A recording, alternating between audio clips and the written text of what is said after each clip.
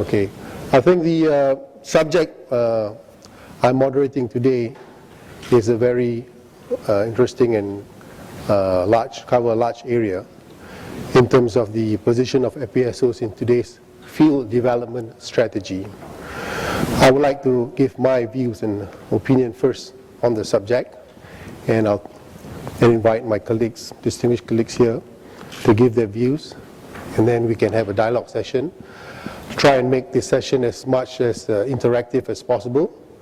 From all the backgrounds which you have come, I'm sure you have a lot also to share with us. My view is in terms of, if you look at the position of FPSOs today, the earlier speakers gave a very good presentation in terms of where FPSOs today, from the various perspectives, supply, demand, the impacts of oil prices, financial markets. The subject we're talking today is the field development particularly. So I think from the perspective of the field development, first of all we have to ask what are the things to consider for the field development before FPSO is selected as the preferred solution for the field development. And I think very much it depends on the economics of developing the field. And the economics of developing the field is, I believe, is not only specific to the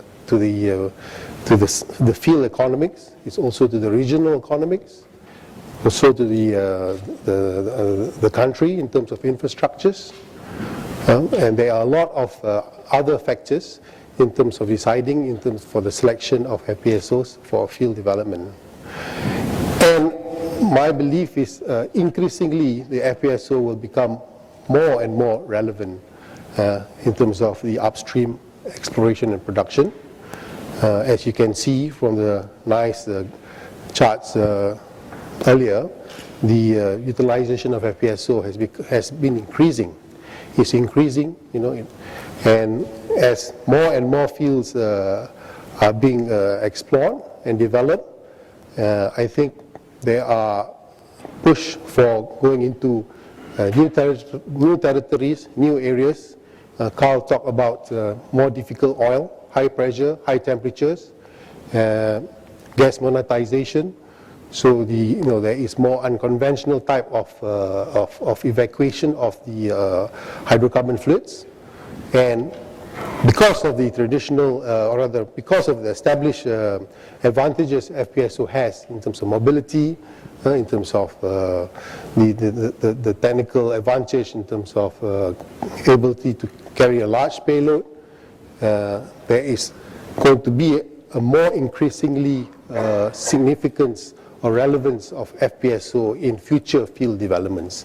That's basically my view. I mean, a typical development for an oil field or gas field, the oil company will have to consider many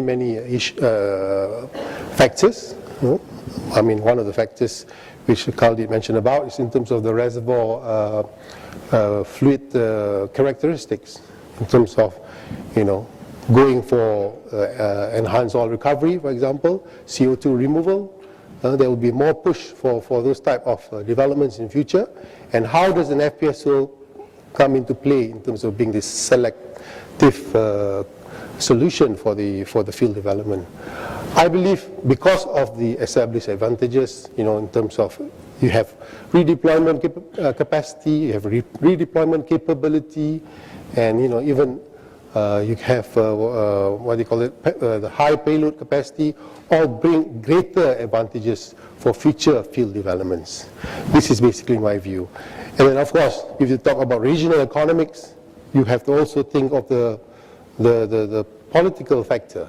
Some developments of oil field and gas fields choose the FPSO for certain political reasons, in terms of infrastructure, where do you evacuate the oil to, which state, which government, which country, and some are overlapping territories, so you want to build your own infrastructure. If you evacuate the oil into an onshore area, it could spur off economic developments in that region. So there's a lot of factors where you have to think, and which drives the decision for field development. I mean, not alone price and the cost of the project, but it's a bigger perspective.